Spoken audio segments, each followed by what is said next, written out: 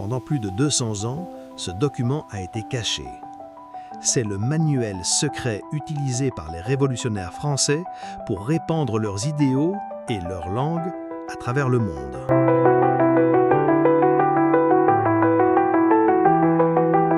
Avant de commencer, pensez à liker et à vous abonner pour recevoir la notification de notre prochaine vidéo. Bien qu'aucun manuel unique et relié intitulé « Le guide du révolutionnaire pour répandre un empire » n'existe de la manière dont notre accroche le suggère, les actions, les décrets et les idéologies des révolutionnaires français et de Napoléon Bonaparte ont collectivement fonctionné exactement comme cela. Leur système de croyance ne visait pas seulement à changer la France, il s'agissait de transformer le monde. Le principe fondamental était que les principes de liberté, d'égalité et de fraternité étaient des droits universels, non limités aux frontières d'une seule nation. Cette conviction a créé une impulsion inhérente à exporter ces idéaux, par la force si nécessaire. Les premiers révolutionnaires croyaient sincèrement qu'ils libéraient les peuples opprimés de la tyrannie monarchique. Il ne s'agissait pas simplement d'une expansion territoriale, il s'agissait d'une contagion idéologique. Le célèbre décret du 19 novembre 1792 offre une illustration claire de cet état d'esprit. La Convention nationale française déclara son intention d'accorder fraternité et assistance à tous les peuples qui voudront recouvrer leur liberté. Ce n'était pas une invitation à un échange culturel amical, c'était une déclaration d'intention d'intervenir dans les affaires d'autres nations, de soutenir les mouvements révolutionnaires et de potentiellement redessiner la carte de l'Europe selon les principes révolutionnaires. Ce décret, effectivement un chapitre de notre manuel déclassifié, a jeté les bases idéologiques de l'expansionnisme français sous couvert de libération. Il a établi l'idée que la France avait le droit, voire le devoir, de répandre son évangile révolutionnaire. Notre manuel ne se limitait pas à de grandes déclarations. Il impliquait des stratégies pratiques. Deux des outils les plus puissants pour répondre l'influence française étaient la langue et le droit. Comme nous l'avons révoqué dans des vidéos précédentes, les révolutionnaires français ont reconnu le pouvoir unificateur d'une langue nationale unique.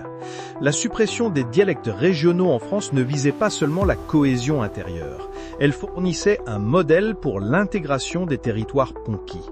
En faisant du français la langue de l'administration, de l'éducation et du système juridique dans les zones occupées, les révolutionnaires visaient à créer une nouvelle classe d'élite francophone qui s'identifierait aux idéaux français et les propagerait. Notre manuel déclassifié décrit également implicitement les rôles de divers agents et institutions dans la diffusion du message révolutionnaire. L'armée française n'était pas seulement une force de combat, c'était un vecteur de l'idéologie révolutionnaire. Les soldats chantaient souvent des chants révolutionnaires, distribuaient des pamphlets en français, qu'ils soient compris ou non, et interagissaient avec les populations locales à travers le prisme des principes révolutionnaires. L'éducation est devenue un outil clé. Les écoles des territoires occupés étaient souvent réformées pour enseigner en français et promouvoir l'histoire et la culture française, dans le but de former une nouvelle génération sympathique aux idéaux français. Les administrateurs nommés par Paris étaient chargés non seulement de gouverner, mais aussi de mettre en œuvre les systèmes et les valeurs françaises. Le Code Napoléon était un autre chapitre crucial de ce manuel. Ce cadre juridique standardisé, rédigé en français clair et rationnel, a remplacé la mosaïque de lois féodales dans les territoires conquis. Il ne s'agissait pas seulement d'une réforme juridique, c'était une réforme culturelle. En imposant les principes juridiques français, les révolutionnaires visaient à inculquer les valeurs françaises concernant les droits de propriété, la liberté individuelle, dans certaines limites, et le rôle de l'État.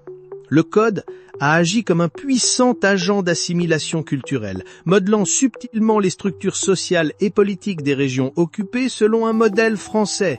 C'était une manifestation tangible de l'engagement révolutionnaire envers la raison et les principes universels, exportés par la plume légale. Au-delà des institutions formelles, des réseaux informels ont également joué un rôle crucial. Les sympathisants locaux, inspirés par les idéaux révolutionnaires, sont souvent devenus des agents actifs de propagande. Ils traduisaient des pamphlets, organisaient des réunions et répandaient la nouvelle par leurs relations personnelles. Ces individus, souvent des intellectuels ou des membres de la classe moyenne naissante, considéraient la Révolution française comme un phare du progrès et travaillaient activement à diffuser son message dans leur propre communauté. Cet effort populaire, alimenté par une croyance sincère dans la cause révolutionnaire, a amplifié la portée et l'impact du soft power français, même sans manuel centralisé. Les principes et les pratiques décrits dans notre manuel déclassifié n'ont pas disparu avec la chute de Napoléon. Ils ont constitué un modèle crucial pour le colonialisme français au XIXe et XXe siècle, en particulier en Afrique.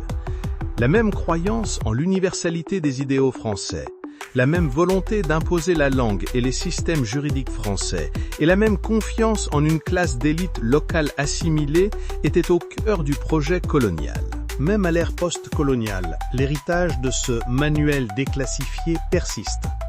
L'importance continue de la langue française dans de nombreuses anciennes colonies, l'influence durable des structures juridiques et administratives françaises et la relation complexe entre la France et ses anciens territoires peuvent toutes être attribuées à l'ambition révolutionnaire de répandre les idéaux français dans le monde entier.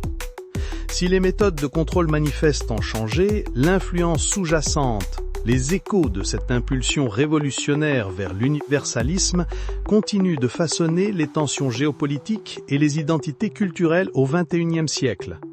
Le guide du révolutionnaire, bien que jamais formellement écrit, a laissé une marque indélébile sur le monde, un témoignage du pouvoir durable des idées et des langues qui les véhiculent. Merci d'avoir regardé.